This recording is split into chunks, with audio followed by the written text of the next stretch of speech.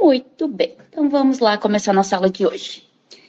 Hoje é a nossa última aula do metabolismo de carboidratos, a gente vai falar sobre regulação, e aí a gente vai começar falando de uma forma geral, né, sobre a regulação do metabolismo, e depois a gente vai especificar, então, para cada regulação hormonal ou de situação metabólica. A gente vai falar sobre insulina, glucagon, adrenalina, o jejum prolongado, o exercício especificamente, mas vocês vão ver que o exercício a gente vai estar o tempo todo falando, porque ele regula esses outros hormônios também, o cortisol e o hormônio do crescimento. Então, primeiro assim, voltando lá no início do semestre, né, quando a gente viu um pouquinho sobre metabolismo, viu a diferença entre anabolismo e catabolismo, por que é tão importante a gente regular o metabolismo? Porque a gente tem vias que vão utilizar energia e vias que vão produzir compostos altamente energéticos. E elas não podem acontecer ao mesmo tempo, senão a gente teria um ciclo fútil, né, de produção e utilização de ATP, principalmente. Então, por isso que é tão importante a gente ter mecanismos regulatórios que façam com que as vias de síntese ou com que as vias de degradação estejam ativas num determinado momento. Muitas vezes, isso não tem uma repercussão sistêmica, não é assim, todo organismo está sintetizando, todo organismo está degradando. Não, é muito órgão específico e depende, então, da função daquele determinado órgão. Então, como é que a gente vai regular o metabolismo? Uma das formas mais eficientes da gente regular o metabolismo é regulando a atividade enzimática. Então, a gente pode regular a síntese de enzimas, a gente pode regular a atividade da enzima ativa e a gente pode regular a degradação das enzimas também. Ou seja, toda a vida dessa enzima ela pode ser regulada. Quando a gente fala de regulação da síntese, eu posso regular o processo de transcrição gênica, então, a síntese do mRNA, e isso é feito principalmente pela regulação mediada pelos fatores de transcrição. Muitos desses fatores de transcrição, eles são responsivos a hormônios. Então, quando a gente fala de cortisol, quando a gente fala de GH, quando a gente fala de testosterona, esses hormônios todos, eles ligam em fatores de transcrição em última instância e eles vão regular a expressão gênica. A gente pode regular a vida desse próprio mRNA com mecanismos epigenéticos, é o caso, então, da regulação por microRNAs, ou então a gente pode regular o tempo de meia-vida desse mRNA. Eles são muito distintos. Tem alguns mRNAs que vão viver segundos, milissegundos, e tem mRNAs que vão viver horas, dias, meses também. E esse também, então, faz parte de um mecanismo de regulação, dependendo de quanto tempo esse mRNA está disponível para poder ser utilizado para o processo seguinte, que é o processo de tradução de proteínas. Então, a tradução que a gente vê aqui na parte de baixo da imagem, ela vai ser mediada pelos ribossomos, que vão ler a informação no mRNA, vão utilizar os tRNAs que carregam os aminoácidos para a síntese de proteínas que a gente vê aqui, né, nessa imagenzinha. Então, essa síntese de proteínas, ela vai acontecer tanto no citosol, quanto na mitocôndria, quanto no retículo endoplasmático rugoso, quando forem proteínas, por exemplo, a insulina, como a gente vai ver depois, o glucagon, que são proteínas que vão ser excretadas das células onde elas estão sendo sintetizadas. E essas proteínas, elas podem ter várias funções. Então, a gente tem hormônios, como eu falei agora, a gente tem anticorpos, a gente tem proteínas estruturais e a gente tem enzimas. Então, quando a gente coloca aqui enzima, não pensem que é assim, só regulação de enzimas propriamente dita dessa maneira. Muitas vezes proteínas de vias de sinalização, que não necessariamente têm função enzimática, ou proteínas estruturais também vão poder ser reguladas dessa maneira, ou de alguma dessas maneiras, como a gente tem aqui. Um exemplo que a gente tem aqui é uma enzima que se associa a uma proteína reguladora. Se a gente pensar no caso da contração muscular, a gente tem lá um filamento de actina, e enrolado nesse filamento de actina, a gente tem a tropomiosina, que ela vai se deslocar de acordo com a entrada, né, ou saída de cálcio do sarcoplasma. Essa tropomiosina que fica enovelada, ela está regulando a atividade da actina, de certa forma, porque ela tem um poder de impedir a conexão com a miosina. Consequentemente, quando a tropomiosina está nesse local de impedir a formação da ponte cruzada, a contração não está acontecendo. Quando eu tenho a disponibilidade de cálcio, o cálcio liga na troponina C, e a troponina C muda sua conformação, mudando a conformação da tropomiosina, nesse momento, sim, a gente tem, então, a liberação do ponto de ligação da actina e da miosina. Ou seja, não necessariamente uma enzima, uma proteína também pode sofrer esse tipo de regulação. Fosforilação e desfosforilação é outro processo que vai regular a atividade de enzimas. Na semana passada, a gente estava falando sobre a atividade da glicogênio fosforilase, né? Essa é uma enzima que é regulada por fosforilação. Ela é ativada quando está fosforilada e ela é desativada quando ela está desfosforilada. Nessa mesma via de síntese e degradação de glicogênio, a glicogênio sintase, quando está fosforilada, está inibida, ao contrário da glicogênio fosforilase. E quando ela está desfosforilada, é que ela está ativa. Então, esse processo de fosforilação e desfosforilação, também não necessariamente a fosforilação vai ativar uma proteína. Ela vai mudar a conformação e mudar a sua atividade. Mas pode ser para mais ativa ou pode ser para menos ativa. Depende de qual proteína, qual enzima a gente está falando. A gente também tem uma regulação alostérica, que é a mais comum de todas, né? E é uma regulação muito rápida, porque basta que um ligante com efetor alostérico ligue naquela enzima. Então, a gente vê milhares de exemplos. E agora, no próximo slide, a gente já vai ver um exemplo bem clássico de regulação da via gliconeogênica e da via glicolítica por efetores alostéricos. E a gente também tem a regulação por substrato. Em geral, o substrato aumenta a atividade da enzima, porque ele liga lá no sítio ativo, né? Ele vai se convertir no produto, então ele vai aumentar a atividade da enzima, mas não necessariamente. A gente tem algumas enzimas, e uma enzima que é importante no contexto da contração muscular, que é a acetilcolinesterase, quando a gente tem um excesso de acetilcolina, ela acaba ligando num sítio secundário de ligação da acetilcolina. E isso faz com que a gente tenha uma redução da atividade da enzima. Então, em geral, a ligação do substrato aumenta a atividade das enzimas, mas eventualmente a gente tem algumas enzimas que podem ser inibidas também pelo substrato. Outra forma da gente regular a atividade das enzimas é sequestrando para uma organela subcelular. O retículo endoplasmático é um local onde isso pode acontecer, o núcleo também é outro local, um compartimento celular, onde uma enzima pode estar sequestrada, e é o caso da hexoquinase, por exemplo, a primeira enzima da via glicolítica. Ela pode ser sequestrada para dentro do núcleo e, consequentemente, ela perde a sua atividade. Quando ela retorna ao citosol, ela volta a ter atividade. E o último, então, mecanismo de regulação da atividade enzimática é por degradação proteica. Nesse caso aqui, a gente está eliminando a proteína, né? A gente marca ela com ubiquitina, o proteassoma é um sistema enzimático que vai degradar essas proteínas e, consequentemente, eu preciso sintetizar novamente a proteína para voltar a ter atividade. Então, essas são as principais formas de regulação da atividade de enzimas e outras proteínas. Bom, como eu falei para vocês, a regulação alostérica é uma das mais importantes que a gente tem no controle do metabolismo. E aqui tem um exemplo bem clássico. A gente tem, de um lado, a via glicolítica, que está transformando glicose em piruvato, e do outro lado, a via gliconeogênica, que está transformando piruvato em glicose. Essas vias, elas compartilham várias enzimas, como vocês podem ver aqui, que atuam, então, de forma direta ou inversa, dependendo de qual via, mas tem algumas enzimas que não são compartilhadas. Essas enzimas que não são compartilhadas são justamente as enzimas reguladoras das vias. E elas são reguladoras porque elas são reguladas por vários desses mecanismos, em especial por efetores alostéricos, como a gente tem aqui um exemplo. Por que é tão importante regular a via glicolítica e a via gliconeogênica? Elas estão acontecendo no fígado, no citosol, majoritariamente. Ou seja, é no mesmo lugar, no mesmo órgão, dentro das mesmas células e dentro do mesmo compartimento, que é o citosol. Então, elas não podem acontecer ao mesmo tempo.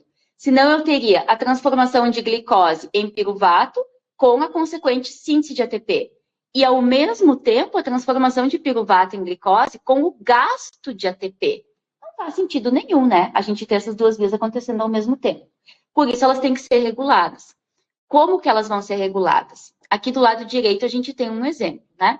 Aqui está a frutose 6-fosfato sendo transformada em frutose 1,6-bisfosfato pela enzima fosfofrutoquinase 1 na via glicolítica e no sentido inverso, então, a frutose 1,6-bisfosfatase 1 aqui do lado direito, no sentido, então, da via gliconeogênica. Vocês vejam que alguns desses intermediários, alguns desses metabólitos, eles são exclusivos, né, na regulação, atuam exclusivamente na regulação da via glicolítica. Mas o AMP, por exemplo, que é um indicador de baixo estado energético, ele atua nas duas vias. Quando está faltando ATP, o que eu preciso? Ativar a via glicolítica, que é quem produz ATP. Então, eu estou ativando a fosfofrutoquinase 1, que é a enzima da via glicolítica. Por outro lado, se eu estou com necessidade energética, preciso sintetizar ATP, eu vou bloquear a via gliconeogênica, que é a via que gasta ATP. tá? Então, o mesmo efetor alostérico, ele atua em duas direções, ativando a via glicolítica e inibindo a via gliconeogênica, impedindo que a gente tenha um ciclo fútil. Bom, essa sinalização, então, para a regulação das vias metabólicas, ela pode acontecer diretamente nas células-alvo, por impulso nervoso, a gente tem vários neurotransmissores que vão atuar dessa forma. A regulação é uma regulação muito mais local e a gente tem um alcance muito limitado, porque um neurônio, quando ele está regulando, por exemplo, um outro neurônio, ou então a fibra muscular, ou então, né, um órgão, a gente vai ter um neurotransmissor sendo liberado ali muito pertinho. É o caso, por exemplo, da junção neuromuscular. A acetilcolina ela está sendo liberada ali do ladinho da fibra muscular. E ela vai atuar diretamente naquela fibra muscular, ali onde ela foi liberada. Agora, quando a gente fala de uma regulação endócrina, a sinalização endócrina ela é muito mais ampla, ela vai atuar realmente sistemicamente. Eu tenho um órgão, que é uma glândula, e nesse caso aqui é o pâncreas, que é o exemplo, né? Que está produzindo hormônios, como é o caso da insulina e do glucagon, que estão sendo liberados na corrente sanguínea, e eles vão atuar a centímetros até metros de distância. Então, pela corrente sanguínea, eles se espalham, e sistemicamente eles vão encontrar as células-alvo onde eles vão atuar. Uma vez que eles chegam nessas células-alvo, eles podem atuar de diferentes maneiras. E aqui do lado direito, então, nessa imagem, a gente tem 3 mecanismos de ação. Desde mecanismos muito rápidos até mecanismos bem lentos de regulação da função celular. Quando a gente fala de regulação por receptores ionotrópicos, íon já vem, né, a palavrinha, é um íon que a gente está regulando. Então, é um canal iônico que vai permitir a entrada ou a saída de sódio, de potássio, de cálcio, de cloreto, né? Esses são os íons mais comuns que a gente tem na célula a serem regulados. E nesse caso aqui, a gente está mostrando um hormônio que se liga nesse canal iônico e promove, então, a entrada, por exemplo, de sódio e de cálcio. É o exemplo da acetilcolina, quando a gente fala, né, de contração muscular. Essa regulação é uma regulação muito rápida. A acetilcolina, ela liga lá no canal iônico e imediatamente ele abre e permite a passagem desses íons. E aí ele vai permitir, sempre que a gente estiver falando de um canal iônico, ele vai permitir a passagem dos íons de onde eles estão mais concentrados para onde eles estão menos concentrados. É o caso, então, do sódio e do cálcio, que tem muito mais fora da célula, eles vão entrar na célula e vão promover uma variação do potencial de membrana, causando a despolarização da fibra muscular e, consequentemente, a ativação de todo o processo de contração muscular. E isso é, assim, praticamente instantâneo, né? São nanosegundos, milissegundos para isso acontecer. Agora, eu também tenho hormônios que vão ligar em receptores de membrana que são metabotrópicos. Já vem o nomezinho, metabólito, né? Eu estou formando algum metabólito. Eu tenho que passar pela formação de um segundo mensageiro.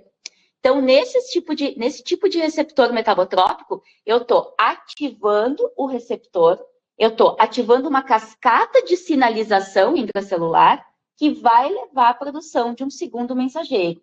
Esse segundo mensageiro, ele está levando essa mensagem do hormônio. O hormônio não consegue entrar na célula, né? Ele se liga lá no receptor de membrana. Então, o segundo mensageiro é como se fosse um representante desse hormônio dentro da célula. E ele vai, então, alterar a atividade de enzimas pré-existentes.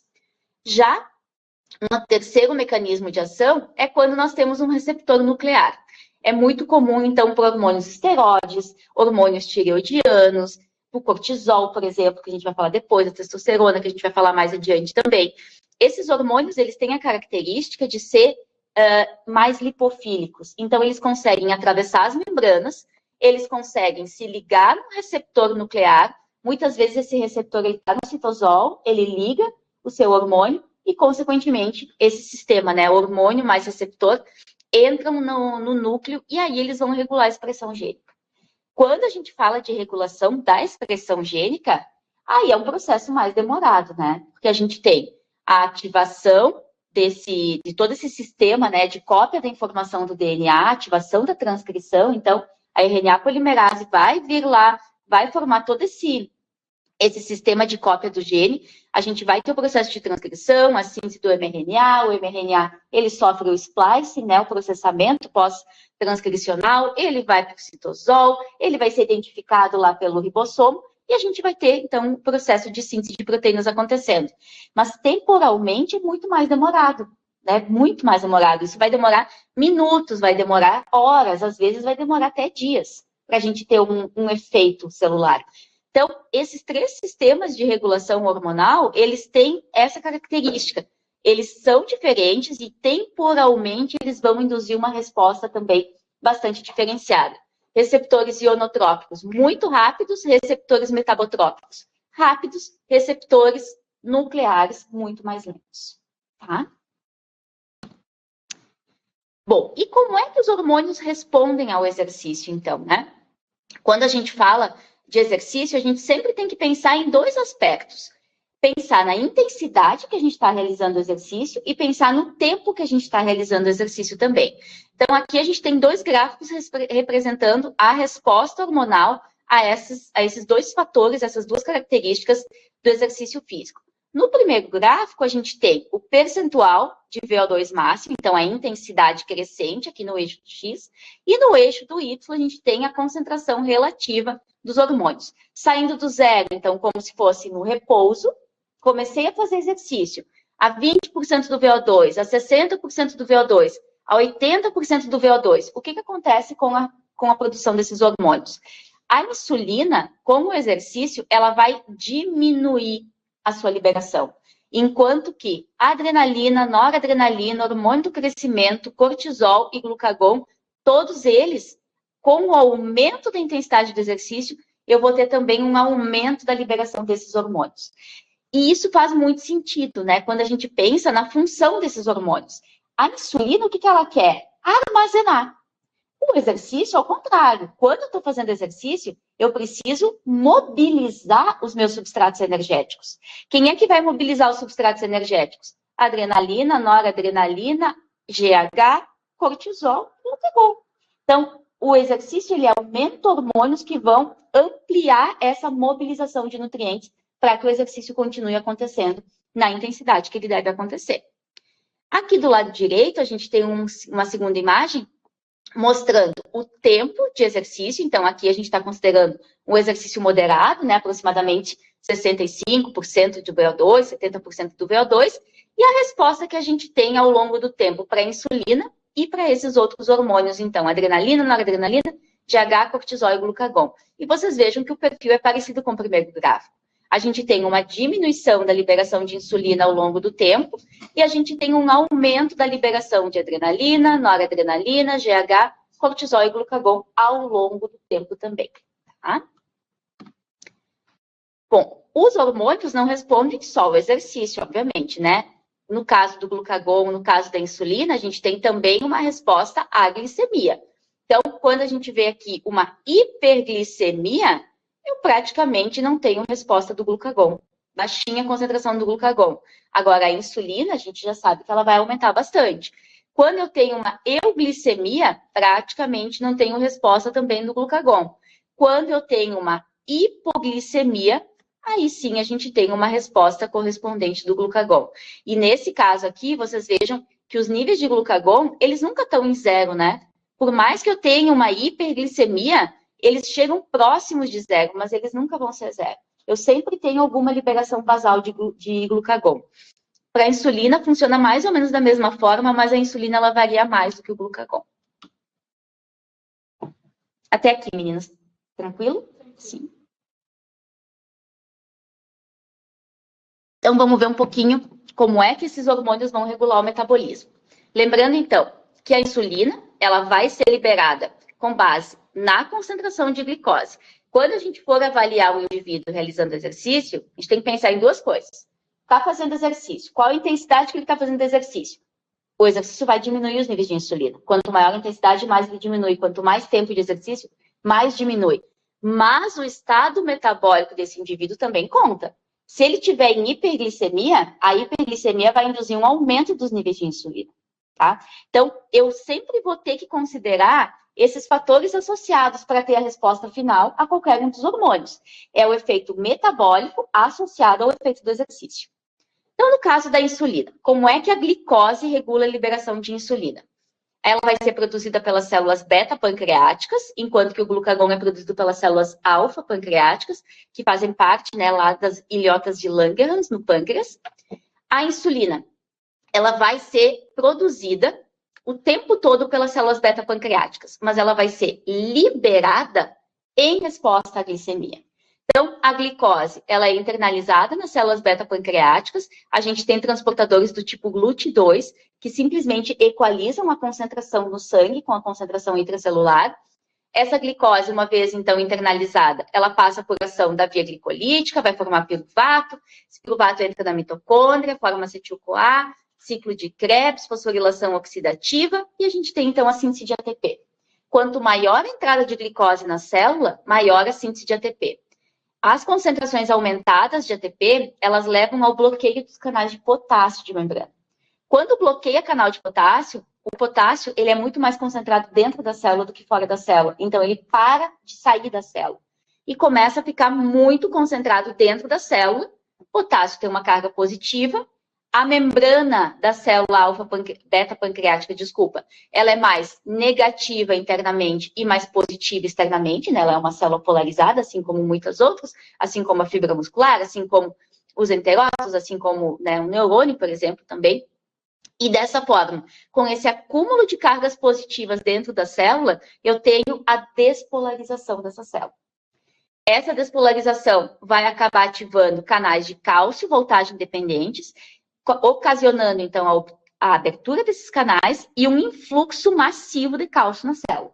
Quando entra essa quantidade enorme de cálcio, também ativa canais de cálcio que a gente tem no retículo endoplasmático, mais cálcio ainda entra para dentro do citosol, e isso mobiliza as vesículas de insulina, que são, então, deslocadas para a membrana, se fundem com a membrana e liberam insulina no sangue. Então, vocês vejam que a entrada da glicose na célula é proporcional, né, à síntese de ATP. A síntese de ATP bloqueia os canais de potássio, que abre canais de cálcio, e é essa entrada, esse influxo de cálcio que acaba mobilizando, então, as vesículas de insulina. Todos esses eventos, né, conectados, fazem com que a secreção de insulina seja correspondente à entrada de glicose na célula. Então, quanto mais glicose eu tenho no sangue, maior é toda essa mobilização da insulina que a gente vai ter nas células beta-pancreáticas, e maior, então, vai ser a concentração de insulina que está sendo liberada também no sangue. Como é que essa insulina ela é produzida, né?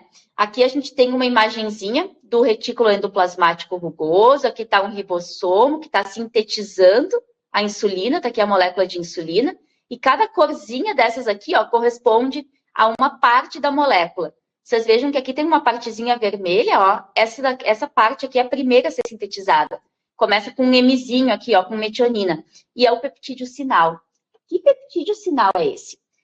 A insulina, ela é uma molécula peptídica, ela não chega a ser uma proteína, porque ela é pequenininha, mas é um peptídeo que tem que ser exportado. Então, quando ela começa a ser sintetizada pelos ribossomos lá no citosol, esses ribossomos eles estão soltos assim no citosol. Começa a sintetizar aquele peptídeo sinal, e isso é um sinal de que ela precisa ser exportada da célula. Então, esse ribossomo, ele é captado, ele vai se associar ao retículo endoplasmático, e agora a insulina ela passa a ser sintetizada para dentro do retículo endoplasmático, porque do retículo endoplasmático depois ela vai passar para o Golgi, e do Golgi a gente tem a formação das vesículas para ela poder ser exportada. Então, o que esse peptídeo sinal indica? Eu sou uma proteína que tenho que ser exportada, então eu tenho que ser traduzida, traduzida lá para dentro do retículo endoplasmático, para que depois eu possa ir para o Golgi, para que depois eu possa ser parte de uma vesícula para ser exportada. E isso efetivamente acontece, então.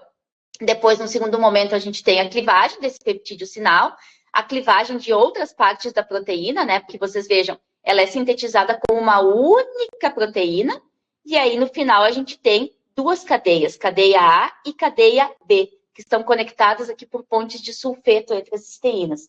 Então, ela é clivada em vários pontos, ela é clivada aqui, ela é clivada aqui, ela é clivada aqui, até que a gente tem, então, a versão final, realmente, né, da insulina, que é o que vai estar lá dentro das vesículas que estão sendo exportadas. Muito bem. E a insulina, então, uma vez sintetizada, uma vez liberada das células beta-pancreáticas, agora ela vai para o sangue, vai se distribuir em todos os tecidos e vai chegar, por exemplo, lá na fibra muscular. Aqui a gente tem uma representação, então, da membrana celular, por exemplo, da membrana da fibra, do receptor de insulina. Vejam que é um receptor que tem um domínio alfa na região extracelular e um domínio beta na região intracelular. Esse domínio alfa é onde tem a ligação da insulina. O domínio beta, ele tem tirosinas que são autofosforiláveis. Então, quando a insulina liga na região extracelular, ativa uma mudança conformacional no receptor da insulina e ele se fosforila dentro da célula. Quando ele se fosforila, ele atrai uma proteína de resposta à insulina, que a gente também pode chamar de substrato do receptor de insulina, IRS1 e IRS2. Esse substrato do receptor de insulina, então, ele também é fosforilado e ele passa a ativar uma cascata de fosforilação, AKT, que também é APKB, PI3K, e isso vai levar, em última instância, à ativação de uma fosfatase. E essa fosfatase desfosforila a enzima glicogênio sintase. Desfosforilando a glicogênio sintase, ativa a glicogênio sintase e ela passa, então, a converter glicose a glicogênio. Então, vocês vejam, a ação da insulina é guardar glicose como glicogênio. Por que, então, o exercício diminui os níveis de insulina? Justamente para prevenir esse mecanismo de estoque. O exercício ele precisa da degradação de glicogênio, ele precisa de glicose. Por isso que ele tem que diminuir os níveis de insulina. Tá? Que outros efeitos a insulina tem? Aqui do lado esquerdo a gente tem mais uma imagem mostrando, então, esse papel da insulina estimulando a síntese de glicogênio, e aí a gente vê que não é apenas a enzima glicogênio sintase que ela está ativando, ela também ativa a enzima exoquinase, que transforma a glicose em glicose 6-fosfato, depois vai a glicose em fosfato, DP-glicose, e aí sim a glicogênio. E também ativa a translocação de GLUT4 para a membrana. Aqui a gente está falando de um miócito, né, de uma fibra muscular. Então, essa fibra muscular, ela tem o GLUT4 internalizado, a insulina ativa a translocação de GLUT4 para a membrana, captação de glicose e o armazenamento dela como glicogênio. Então, isso acontece tanto no músculo quanto no tecido adiposo. No fígado também aumenta a captação de glicose, mas aí é por ativação da expressão da glicoquinase. Aumenta a síntese de glicogênio por ativação da glicogênio sintase, diminui a degradação de glicogênio, porque diminui a atividade da glicogênio fosforilase, uma vez que a insulina estimula a desfosforilação da glicogênio sintase, ela também estimula a desfosforilação da glicogênio fosforilase. E isso faz com que eu ative a síntese e eu diminua a degradação. De novo, com aquele mesmo sistema. Eu não posso ter um ciclo fútil, não posso estar sintetizando e degradando glicogênio ao mesmo tempo. Então, o mesmo regulador, ele tem que atuar dos dois lados, aumentando a síntese, diminuindo a degradação, que é o que acontece, então, por ação da insulina. E vocês vejam que isso acontece tanto no fígado quanto no músculo, que a insulina ela tem realmente receptores, né, em todos os tecidos. Ela ativa a via glicolítica tanto no fígado quanto no músculo, ativando a PFK1 e a piruvato deshidrogenase, são duas enzimas reguladoras, então, da via glicolítica, e aqui também regula o metabolismo de ácidos graxos, mas isso a gente vai deixar para mais adiante. Além disso, a insulina também regula a expressão gênica de algumas enzimas. Ela aumenta a expressão da exoquinase 2, da exoquinase 4, que são as enzimas que a gente vai encontrar lá no músculo, lá no fígado, então, e outros tecidos também, né? A primeira enzima da via glicolítica, a fosfofrutoquinase 1, a fosfofrutoquinase 2, que também tem a função de fosfatase 2, a piruvatoquinase, todas essas enzimas com o intuito de ativar a via glicolítica. Também vai ativar a glicose 6-fosfato deshidrogenase, 6-fosfogliconato deshidrogenase e enzima málica. São as enzimas da via das pentoses fosfato e mais a enzima málica, todas elas responsáveis pela síntese de NADPH para manter o status antioxidante. Também vai ativar enzimas agora que são responsáveis pela síntese de acetil-CoA, como a ATP-citrato liase e piruvato deshidrogenase. A ATP-citrato liase a gente vai ver mais adiante, porque ela é importante para a síntese de lipídios. E a piruvato deshidrogenase, então, tanto para síntese, né? Tanto para degradação de carboidratos, mas também para síntese de lipídios. As outras enzimas que estão, né, descritas aqui também são do metabolismo de lipídios, então eu não vou comentar nesse momento. E a gente tem também expressão reduzida de algumas enzimas. É o caso da PepCK e da glicose 6-fosfatase, que são duas enzimas da via gliconeogênica. E como é que a insulina faz isso? A insulina liga no seu receptor de membrana, ativa lá a fosforilação, né, da parte interna, né, das tirosinas da parte interna do seu receptor, que vai fosforilar IRS1, que vai fosforilar AKT, que aqui está descrito como PKB, e isso leva à fosforilação desse fator de transcrição que é o FOXO1. Quando a PKB fosforila o FOXO1, induz a degradação dele.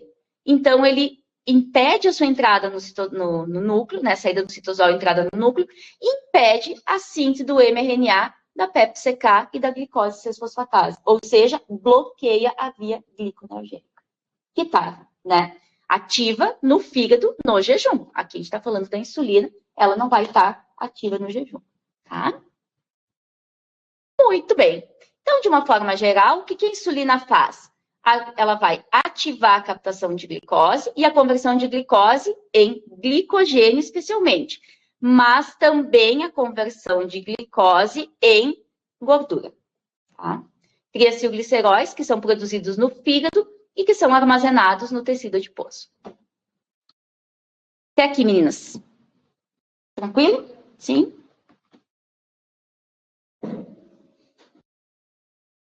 O glucagon, então. O glucagon, ele é uma molécula peptídica também, e aí aqui a gente tem a estrutura do proglucagon, que é sintetizado lá nas células alfa-pancreáticas. Esse proglucagon, no pâncreas, então, ele vai ser hidrolisado por uma protease chamada PC2. E quando ele é hidrolisado, a gente vai ter a formação do glucagon isolado. Só que essa molécula de proglucagon, ela não dá origem só ao glucagon. No intestino e no cérebro, vocês vejam que ela dá origem ao GLP-1. Esse GLP-1 é justamente aquela molécula, né, que a gente fala tanto hoje em dia em função do medicamento Ozempic, né, e dos seus análogos, semaglutida, enfim, que é o nome genérico desse medicamento, que estão sendo utilizados muito para o tratamento do diabetes tipo 2 e também para o emagrecimento. Então, vocês vejam que a molécula original, o proglucagon, é exatamente igual, só que no pâncreas ela dá origem ao glucagon. No intestino e no cérebro, ela dá origem ao GLP-1, que tem esse papel, então, né, de controle da saciedade e de diminuição da massa gorda, principalmente. Como é que o glucagon ele vai ser liberado? Também em resposta a um aumento das concentrações de cálcio, mas lá na célula alfa pancreática, né, em resposta, então, à hipoglicemia, como a gente já viu anteriormente. Uma vez que esse glucagon ele é produzido, ele vai ligar nos seus receptores de membrana. E lembrando, né, os receptores do glucagon, eles já têm uma localização muito mais restrita do que os receptores de insulina. Receptor de insulina tem em todo o organismo. Receptor de glucagon, não. Receptor de glucagon, eles são muito mais limitados. Então, o fígado tem receptor para glucagon. O músculo não tem receptor para glucagon. Por isso que eu preciso de tantos outros hormônios sendo regulados pelo exercício para poder regular o metabolismo muscular também. Porque o glucagon não é um desses hormônios que vai atuar no músculo, vai atuar sim no fígado. Então, o hormônio, o glucagon, ele liga lá na face externa do receptor de membrana, que é um receptor acoplado à proteína G, a gente chama ele de GPCR. Uma vez, então, que ele é ativado, ele ativa a proteína G que está associada na face interna da membrana. Essa proteína G, ela troca GDP por GTP. A fração, né, o domínio alfa se desloca na face interna da membrana, liga a adenilato ciclase, ativa a adenilato ciclase, que produz a AMP cíclico a partir de ATP, e esse AMP cíclico, então, passa a ativar a proteína quinase A. O AMP cíclico é o segundo mensageiro, e a proteína quinase A é a proteína efetora em resposta a esse aumento de glucagon. O que a proteína quinase A vai fazer? Fosforilar um monte de alvos celulares, né, e regular o metabolismo por meio desses mecanismos de fosforilação. Então, alguns dos eventos metabólicos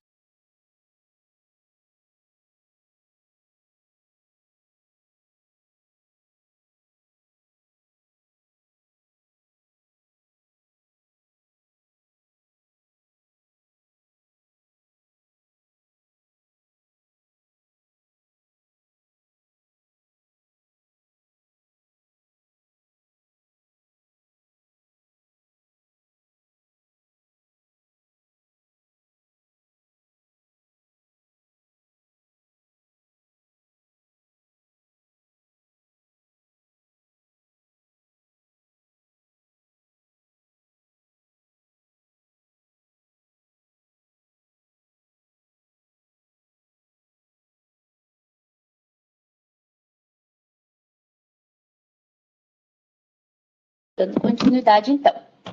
O glucagon, ele vai fosforilar, vai induzir, né, a fosforilação de várias proteínas e vai aumentar a atividade de algumas e diminuir a atividade de outras. Fosforilando a glicogênio fosforilase, ela fica mais ativa e o glucagon, então, aumenta a degradação de glicogênio. Mas isso vai ser lá no fígado, porque é lá que eu tenho receptores para ele. Vai diminuir a síntese de glicogênio, também por fosforilar a glicogênio sintase e diminuir a atividade dela. Vai diminuir a via glicolítica no fígado, fosforilando e inibindo a PFK1. E aí vocês vejam por que isso é tão importante.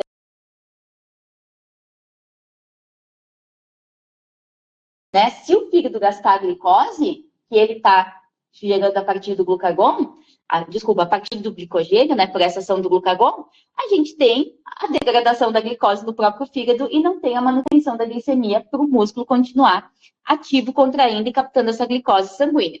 Então, ele vai diminuir a via glicolítica no fígado justamente para preservar a glicose sanguínea. Também vai aumentar a via gliconeogênica, com o mesmo objetivo, aumentar a síntese de glicose a partir de substratos que não são carboidratos, né, principalmente glicerol, oxalacetato, aminoácidos, lactato, que não aparece aqui, e isso ele faz aumentando a atividade de enzimas da via gliconeogênica, como a gente vê aqui, e diminuindo a atividade de enzimas da via glicolítica. Também aumenta a mobilização de ácidos graxos e acetogênese. Então, aqui são dois mecanismos relacionados ao metabolismo de lipídios que a gente vai deixar para mais adiante.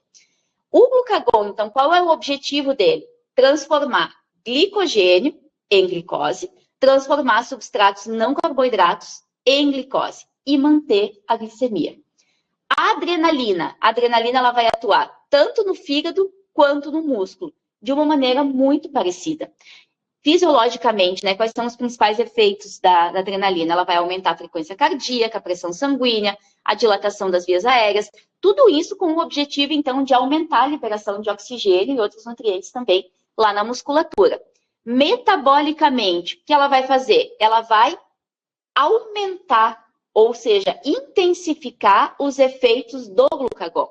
Então, ela aumenta a degradação de glicogênio, e isso acontece tanto no músculo quanto no fígado. Ela diminui a síntese do glicogênio também em ambos os tecidos. Ela aumenta a gliconeogênese no fígado, ela aumenta a glicólise no músculo. Ou seja, ela está aumentando essa disponibilização de carboidratos para o músculo continuar contraído. Aqui a gente tem um gráfico mostrando o efeito do exercício sobre os níveis de adrenalina e noradrenalina. Lembrando que a gente viu na última aula, né? Onde o exercício ele vai aumentar com o tempo a liberação desses hormônios, intensificando, então, essa disponibilização de glicose do fígado e intensificando a disponibilização de ácidos graxos do tecido adiposo por exercício continuar ao longo do tempo. Quanto mais tempo de exercício, mais eu tenho a liberação desses hormônios e mais eu tenho, então, a disponibilização desses substratos energéticos para o músculo. Quando a gente pensa, então, no efeito do glucagon de uma forma geral, né? Ele vai atuar muito exclusivamente no fígado, aumentando a disponibilização de glicose, tanto a partir de glicogênio, quanto a partir da via gliconeogênica. E aí a gente cai naquela situação de onde é que vem os carbonos, né? Para a síntese de glicose pela via gliconeogênica, em especial de aminoácidos. Então, esses aminoácidos aqui, a gente está pensando em glucagon, a gente está pensando em jejum. E aí a gente já começa a lembrar lá do jejum intermitente, né? A gente está utilizando aminoácidos que são do próprio fígado, mas em especial aminoácidos que são do tecido muscular, para prover carbonos para a síntese de glicose, em especial para o cérebro, tá? Então, quanto mais tempo de jejum, para manter a glicemia, mais aminoácidos o fígado está utilizando. E mais proteínas eu estou degradando do músculo para gerar, então, esses aminoácidos para o fígado. Isso é sempre algo que é importante a gente lembrar, principalmente quando a gente pensa, né, nessas estratégias dietéticas, como é o caso do jejum intermitente. Na aula de metabolismo de lipídios, eu fiz uma nova revisão agora, ontem mesmo, sobre jejum intermitente, e eu vou trazer para vocês assim, o que tem de mais novo de jejum intermitente. Tem vários artigos novos, excelentes, publicados, e a gente vai falar mais disso, então, como está muito relacionado a emagrecimento, né? O objetivo de quem faz isso é para emagrecer, eu vou deixar ela para falar no metabolismo de lipídios. Mas mesmo assim, né? quando a gente fala do metabolismo de lipídios, a gente não pode esquecer que o objetivo, um dos principais objetivos do fígado no jejum intermitente é manter a glicemia, porque o cérebro ainda não está adaptado para utilizar corpos cetônicos. E quem está mantendo a glicemia são as proteínas musculares. Então, jejum intermitente não existe sem perda de massa muscular também. Né? 25% mais ou menos do peso de um indivíduo é massa muscular que ele está perdendo, e não gordura. Muito bem. Então, quando a gente faz esse comparativo, né, do estado alimentado e do estado de jejum, basicamente, uma alta glicemia vai induzir a liberação de insulina, que vai regular via desfosforilação várias enzimas do metabolismo, diminuindo a atividade de degradação do glicogênio, aumentando a síntese de glicogênio e ativando a via glicolítica, em especial lá no fígado, mas também no tecido muscular.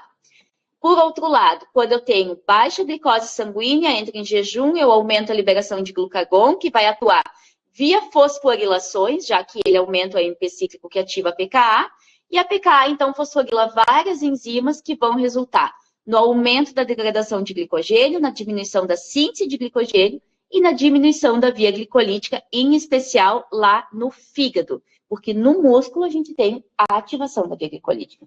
Mas aí não é pelo glucagon, é por ação da adrenalina, tá? Bom, e quando a gente fala, então, de jejum prolongado, uma das coisas que a gente precisa lembrar é que ocorre um shift metabólico para que esse jejum prolongado ele possa acontecer. Esse gráfico que vocês estão vendo aqui, ele mostra um jejum de 40 dias, para ter uma ideia. Vocês imaginem que houveram experimentos onde um grupo de pessoas passou 40 dias em jejum, sem comer nada. Imagine essa situação. Então, eram tempos, né, lá na década de 60, onde comissão de ética no uso de humanos não existia, não era atuante, e se podia fazer esse tipo de ensaio.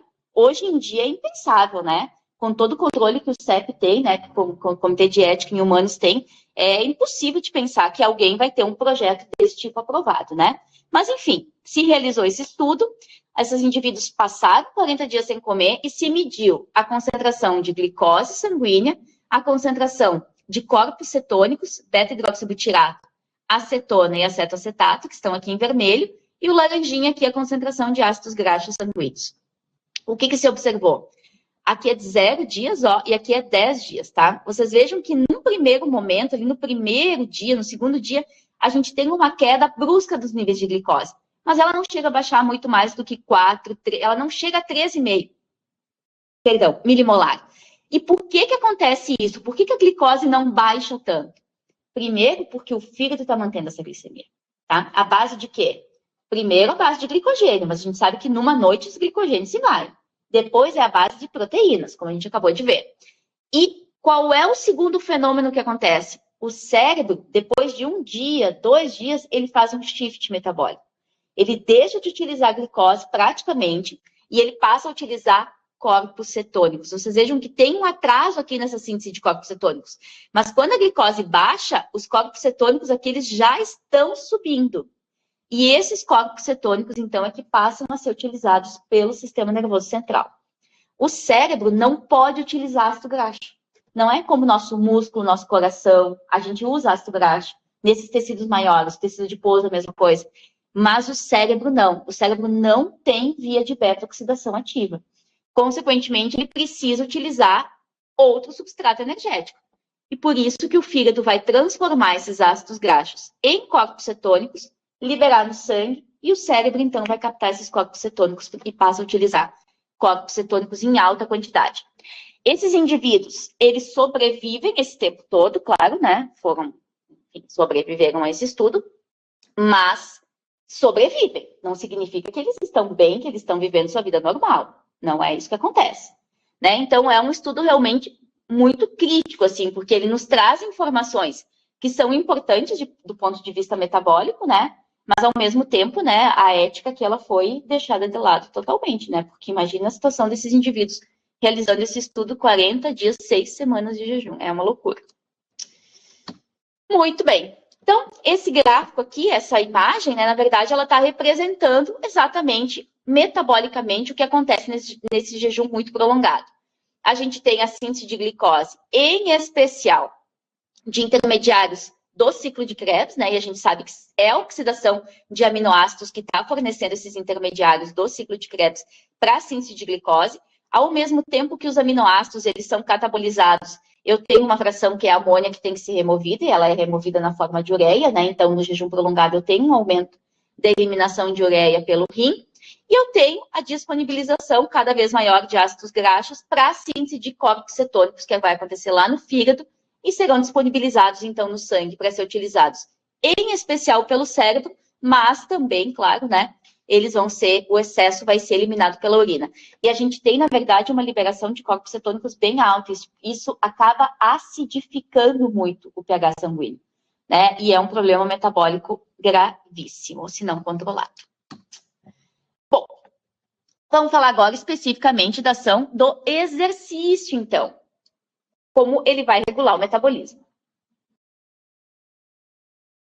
A gente tem alguns alvos, digamos assim, do exercício que são muito importantes na regulação do metabolismo. E um deles é a MPK. Então, com o exercício, a gente tem a degradação do ATP, vai gerar ADP, o ADP pela adenilato quinase, a gente vai ter a formação, então, de ATP mais AMP, gerando AMP. Aumentando, então, esses níveis de AMP, o AMP é um efetor alostérico da MPK, ele liga na MPK, ativa essa enzima. O que a MPK faz? Fosforila outras proteínas. E nessa fosforilação, ela vai inibir processos que consomem ATP e ativar processos que produzem ATP. Então, tudo que vocês possam imaginar que é processo que gasta ATP, a MPK bloqueia. Tudo que é processo que mobiliza substratos energéticos para a síntese de ATP, a MPK vai ativar. Porque a função dela é manter os níveis de ATP para que o exercício continue acontecendo, tá? E ela não vai atuar só no músculo. Durante o exercício, gente, o organismo inteiro está comprometido com o exercício. É o músculo que está aí contraindo, mas é todo o organismo que está sofrendo as consequências disso. Tá? Então, a regulação realmente ela é em todos os tecidos do nosso organismo, até no cérebro. E por que a MP, então, ele é tão importante nesse contexto? Olhem aqui para essa tabelinha do lado direito. Quando a gente tem concentrações de repouso do ATP, em torno de 5 milimolar, aí eu começo a fazer exercício e eu chego a concentrações de 4,5 milimolar. Eu reduzi 10% os níveis de ATP. Agora, o que aconteceu com esse ATP? Ele foi convertido em ADP e o ADP foi convertido em AMP. No repouso, eu tinha 0,1 milimolar de AMP. Com esse aumento de AMP para a situação de exercício, ele passou de 0,1 para 0,6. Eu tive um aumento de 600%. Essa variação relativa tão alta, de 6 vezes, faz com que o AMP ele seja um excelente regulador metabólico, porque ele está, na verdade, amplificando esse sinal de falta de ATP, né? Se eu tivesse a MPK, por exemplo, regulada por ATP, aqui eu só teria uma variação de 10% nos níveis. Como ela é regulada por AMP, essa variação de 600% amplifica muito esse sinal. Amplifica em 60 vezes esse sinal, né? De 10 para 600. E isso faz com que, efetivamente, o AMP ele seja um excelente regulador metabólico. Então, uma vez que a MPK é ativada, o que ela faz? Ela vai atuar lá no coração. Vai estimular a oxidação de ácidos graxos, a captação de glicose e a via glicolítica. Ela vai atuar lá no cérebro, aumentando a fome para a ingestão de alimentos.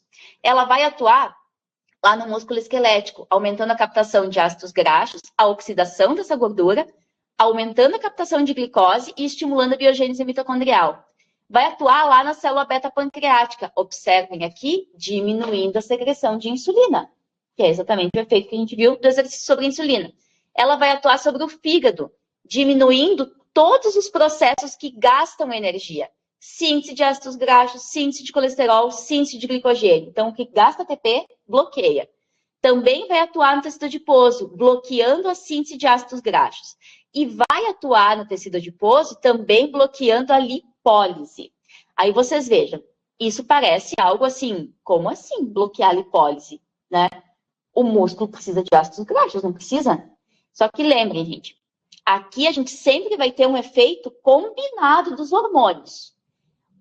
A AMPK especificamente está bloqueando a lipólise, mas a adrenalina, que é liberada durante o exercício, faz o quê? Estimula a lipólise.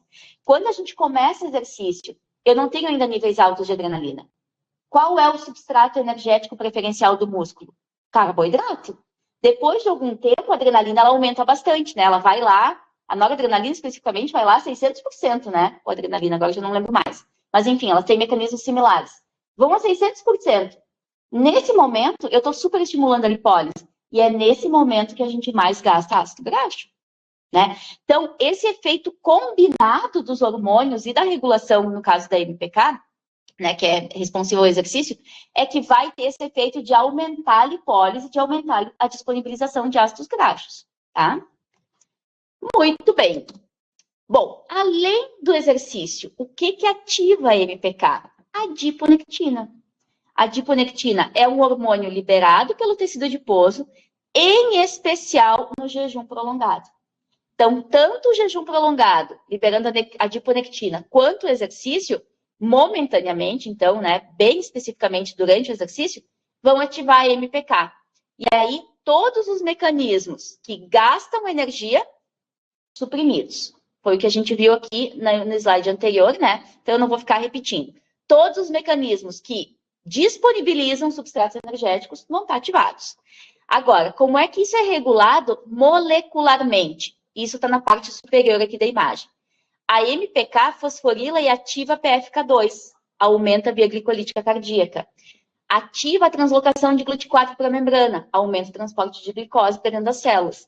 Inibe a síntese de ácidos graxos, então inibe a ácido graxo sintase e inibe a acetil-CoA-carboxilase. Inibe a lipólise, inibindo a lipase hormônio sensível lá no tecido adiposo. Inibe a síntese de colesterol, inibindo a HMG-CoA redutase. Inibe uma transferase, que é responsável pela síntese de triacilgliceróis.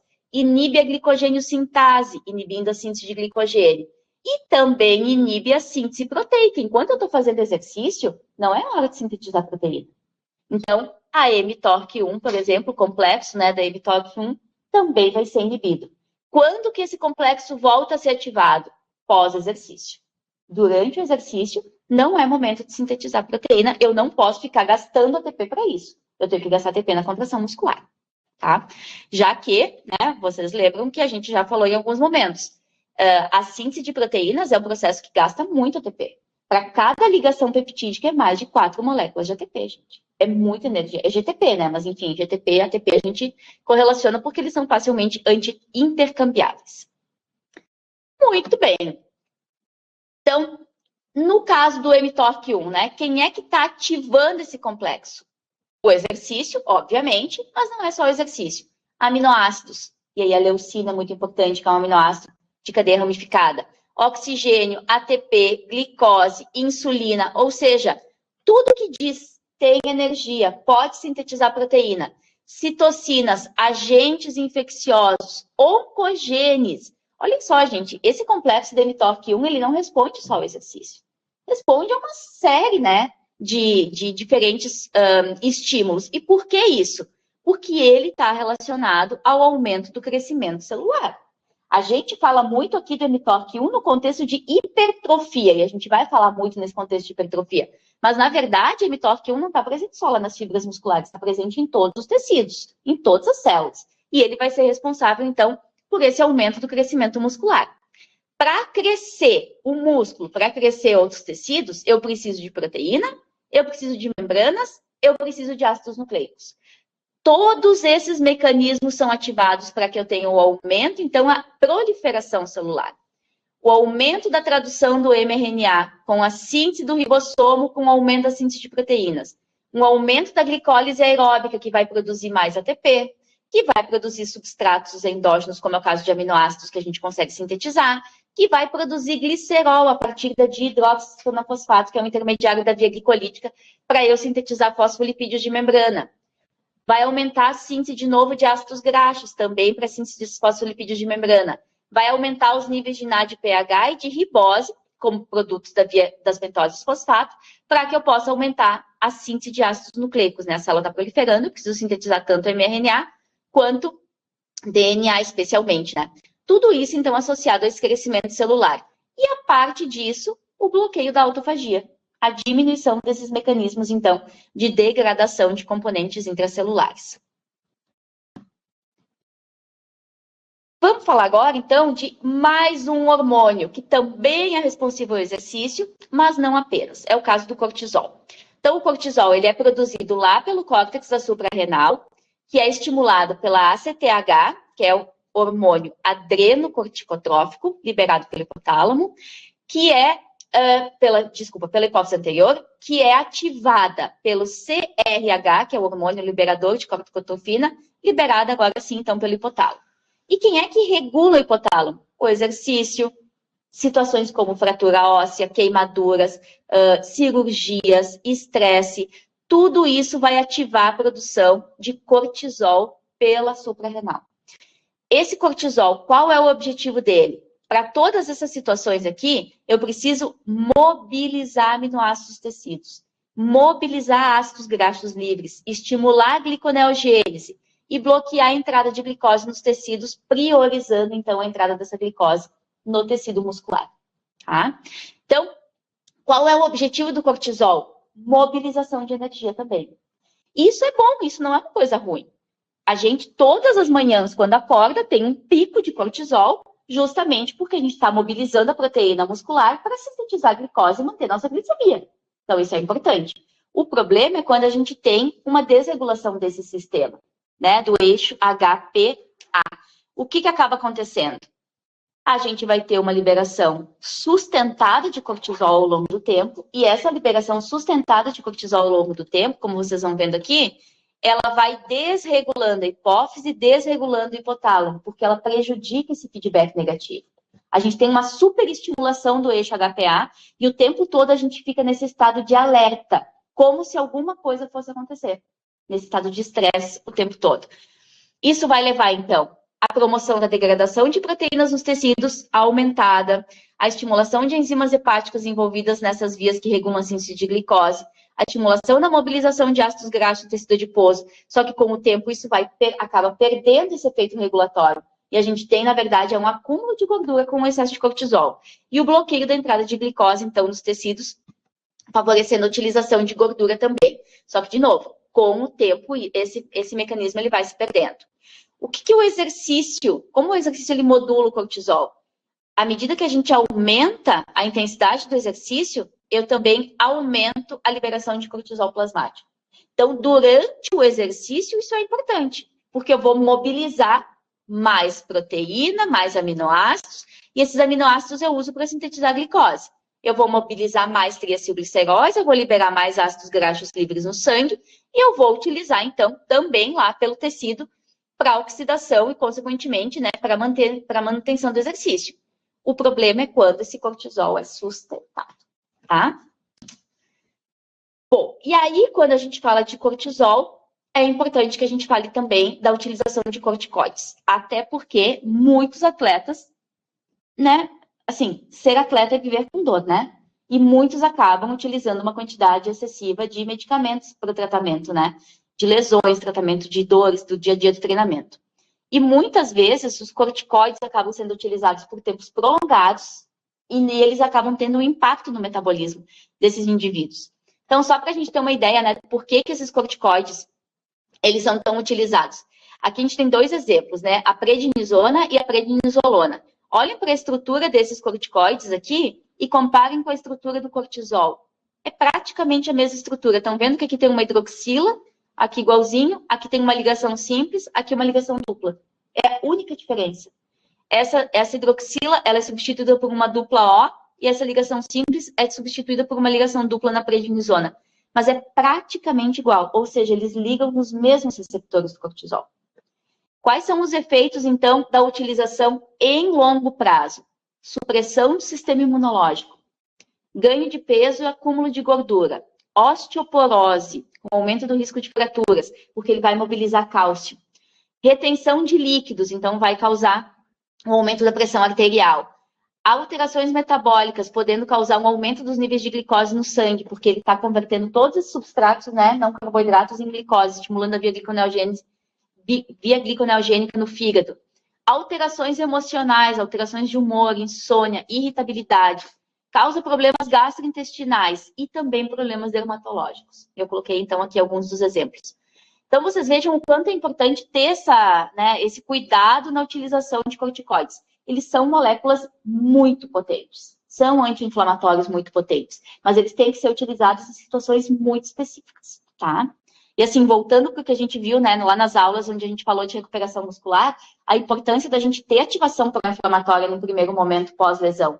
Se eu sair utilizando um corticoide, eu bloqueio, eu suprimo o meu sistema imunológico. E, consequentemente, eu não tenho as fases adequadas de recuperação muscular também. Então, né, ter esse cuidado sempre que a gente tiver algum tipo de lesão. Como é que esses corticoides vão atuar? Então, eles são hormônios lipofílicos. Atravessam as membranas, eles ligam em receptores intracelulares que vão ser translocados no núcleo, né, já que eles têm essa função de fator de transcrição, ligam lá nos promotores gênicos e ajudam, então, ou estimulam, né, a expressão gênica de uma série de proteínas. Muito bem. E para a gente finalizar, vamos falar do hormônio do crescimento. Então, também, o hormônio do crescimento, assim como o cortisol, ele aumenta a sua liberação com a intensidade do exercício. Quanto maior a intensidade do exercício, maior a liberação do hormônio do crescimento. Vejam aqui, gente, mudança percentual 1000 vezes. 2000 vezes. Olhem o efeito do exercício na produção de hormônio do crescimento. E aí a gente fica pensando, né, o quanto é importante que as crianças façam, né, exercício. A gente tem muitas vezes problemas, né, de sono nas crianças. Isso tudo vai impactar na liberação do hormônio do crescimento, porque ele é um hormônio que é liberado durante a noite. E o exercício, ele pode recuperar esses eventos justamente por essa liberação bem intensa. Quanto a gente pensa, né, ao longo do exercício, então, exercício moderado aqui de 60%, eu também tenho um aumento da liberação do hormônio do crescimento ao longo do exercício. Quanto mais tempo, mais eu libero. E onde é que esse hormônio do crescimento ele é produzido? Na hipófise anterior. Ela é ativada, né, pelo hipotálamo, que libera o GHRH, que é o hormônio liberador, né, o Rzinho aqui é de release, do inglês, então, o hormônio liberador do hormônio do crescimento. E esse hormônio do crescimento, então, ele vai atuar em vários tecidos. No fígado e outros tecidos, inclusive no músculo, aumentando fatores de crescimento semelhantes à insulina, os IGFs, né? IGF-1, IGF-2, IGF-1 é muito importante no exercício, que estimula a síntese de proteínas e o crescimento. Então, a hipertrofia muscular, né? Está relacionada à ação do IGF-1 diretamente lá na musculatura. Aumenta a gliconeogênese no fígado, de novo, com o intuito de aumentar a disponibilização de glicose. E bloqueia a entrada de glicose na célula adiposa, favorecendo, então, a utilização de glicose pela musculatura de novo. Então, principais efeitos do hormônio do crescimento: estimular a síntese de glicose hepática pela via gliconeogênica, estimular a degradação de triacilgliceróis, liberando ácidos graxos livres no sangue, que são utilizados em especial, então, pelo tecido adiposo. Desculpa, pelo tecido muscular. Como é que esse hormônio do crescimento ele atua? Ele atua via um receptor de membrana, também acoplado a uma proteína G, só que essa proteína G, ela ativa uma fosfolipase C. A fosfolipase C degrada o PIP2, liberando diacilglicerol e inositol trifosfato. Tanto inositol trifosfato quanto diacilglicerol vão resultar num aumento do influxo de cálcio, né? Vão ativar, então, canais de cálcio. E a gente tem a ativação, então, da cálcio-calmodulina, ativação da PKC, proteína quinase C, que é sensível a cálcio. E dessa forma, então, eles vão atuar aumentando, né, por exemplo, a hipertrofia e todos esses outros mecanismos que a gente viu.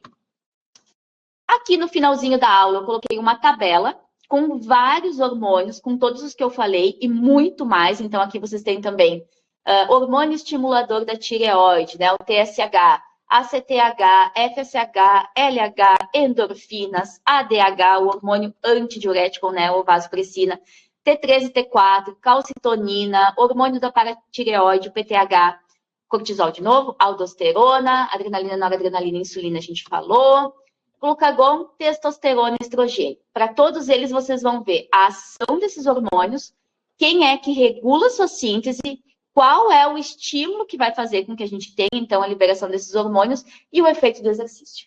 Tá? Então, não tinha como a gente ficar explorando todos esses hormônios aqui, na verdade, ao longo da disciplina, a gente vai falar da maioria deles, não exatamente de todos, mas da maioria, mas no momento mais adequado, né? Eu trouxe hoje os que estavam mais associados ao metabolismo de carboidratos, né? Apesar da gente ter falado também de gordura e também de proteína, né? Mas, enfim, nenhum é exclusivo, né, de uma coisa só, todos eles acabam mexendo no metabolismo de vários nutrientes. Mas ao longo, né, da disciplina, sempre que for do interesse, a gente vai trazendo esses outros hormônios e o efeito deles. Mas para ver como o exercício ele é um regulador endócrino, né, gente? Ele modula a função de praticamente todos os nossos hormônios. E o quanto isso é importante, então, para regular o nosso metabolismo. E para fechar, então, aqui, o material que foi utilizado, né, foram 2 livros e mais um artigo científico também. E, enfim, está lá no Moodle à disposição de vocês. Dúvidas?